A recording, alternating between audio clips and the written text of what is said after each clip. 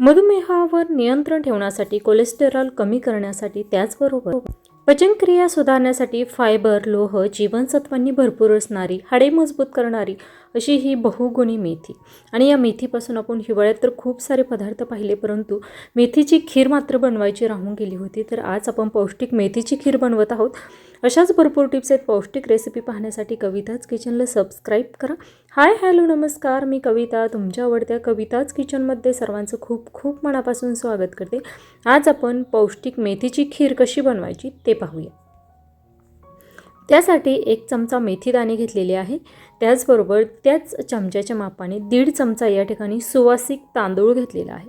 आता तुम्हाला जर हे सेपरेट भिजत घालायचं असेल तरी देखील तुम्ही सेपरेट भिजत घालू शकता.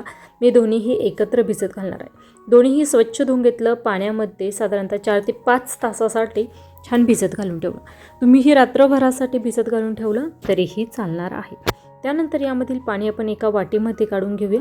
पाणी फेकून द्यायचं नाही, त्याचा आपल्याला उपयोग होणार आहे. ही खीर करण्यासाठी साजूक तुपाचा वापर थोडासा जास्त करायचा. अगदी मोठ्या आकाराचा 1 चमचा भरून या ठिकाणी साजूक तूप टाकलं. वाटीच्या मापाने पाव वाटी साजूक तूप होतं.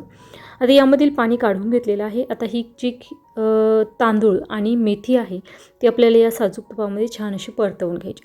आता या ठिकाणी तुम्हाला जर ही खीर बनवताना गूळ, साखर कशाचाही वापर करायचा नसेल तरीही तुम्हाला ही खीर गोड बनवायची असेल तर त्यासाठी कोणतं सिक्रेट इन्ग्रेडियंट्स वापरायचा हे मी या व्हिडिओच्या शेवटी सांगणार आहे. त्यामुळे व्हिडिओ स्किप न करता शेवटपर्यंत पहा, जेणेकरून तुम्हाला जर मधुमेह असेल आणि तुम्हाला जर साखरेचा, गुळाचा वापर करायचा नसेल तर त्यासाठी आणखीन एक बेस्ट पर्याय मी तुम्हाला सांगणार आहे. यामध्ये आवश्यकतेनुसार पाणी टाकायचं, छान एक उकळी आणायची, गॅस कमी करायचा आणि मंद आचेवर झाकण ठेवून ही मेथी छान अशी शिजवून घ्यायची. तुम्ही पाहू शकता मेथी छान अशी शिजवून तयार झालेली आहे. आता ही जी मेथी आहे आणि त्याचबरोबर तांदूळ आपल्याला छान असे मॅश करून घ्यायचे आहे. हे पहा अशा पद्धतीने. आता ही जी मेथीची खीर बनवत आहोत ही जर प्रॉपर तुम्ही हिवाळ्यामध्ये केली, डिसेंबरच्या महिन्यामध्ये केली तर त्यावेळेस थंडी खूप जास्त असते, त्यावेळेस तुम्ही मेथीचं प्रमाण हे जास्त घेतलं तरीही चालणार. परंतु मी आता सध्या ही जानेवारी महिन्यामध्ये बनवत आहे आणि आता थोडीशी उष्णता वाढलेली आहे, त्यामुळे मेथीचं प्रमाण मी थोडंसं कमी घेतलेलं आहे. ही जर तुम्ही पूर्ण हिवाळ्यामध्ये बनवत असाल तर तुम्ही मेथीचं प्रमाण वाढवलं तरीही चालेल. यामध्ये आपण गूळ टाकलेला आहे आणि गुळामध्येच ही मेथी आणि तांदूळ छान असं आपण मॅश करून घेणार आहोत. हे पहा अशा पद्धतीने जेवढं जास्त मॅश करता येईल तेवढं जास्त करून घ्यायचा. थोडीशी विलायची पावडर टाकलेली आहे. तुम्हाला जर यामध्ये ड्रायफ्रूट्स टाकायचे असतील तरी देखील तुम्ही टाकू शकता.